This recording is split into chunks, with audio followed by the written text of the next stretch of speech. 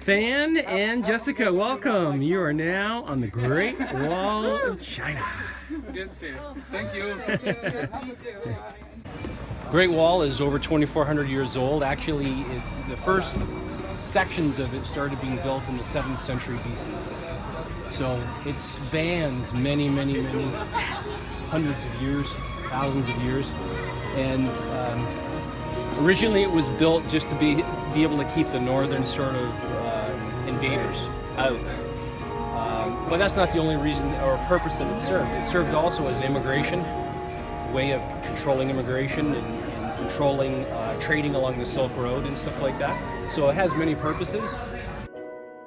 The geographical sort of study of it, it's about 13,000 miles, a little over 13,000 miles long.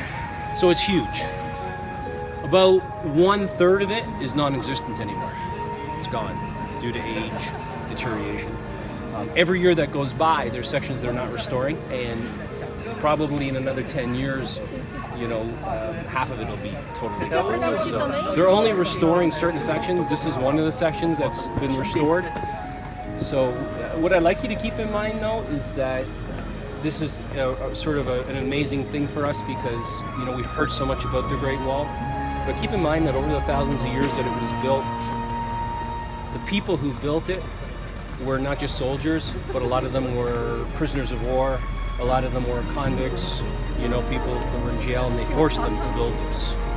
And many people lost their lives building it. And those that lost their lives were actually buried inside the wall. They just buried them as they built the wall.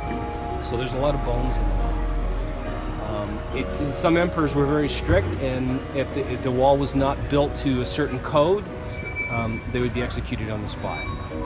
So as an example, they would take an arrow in certain sections of the wall and they'd pull it back at full strength and let it go. But if the arrow penetrated the wall, it means it was not built up to spec, and that would create the execution of the person who was in charge of building that section of the wall. So there's a lot of, unfortunately, historical death associated with the Great Wall. Victor was talking a little bit about that the other day. So as we walk on the Great Wall, keep in mind the yin and the yang, which is the marvel and the brilliance of the Great Wall, but at the same time the lives that were lost in the construction over thousands of years. Just be mindful of that as we walk as well. Okay, so we're going to go up by the cable car, and then once we get up to the top, we'll convene for a bit, take a few pictures together, and then you'll have time to walk around.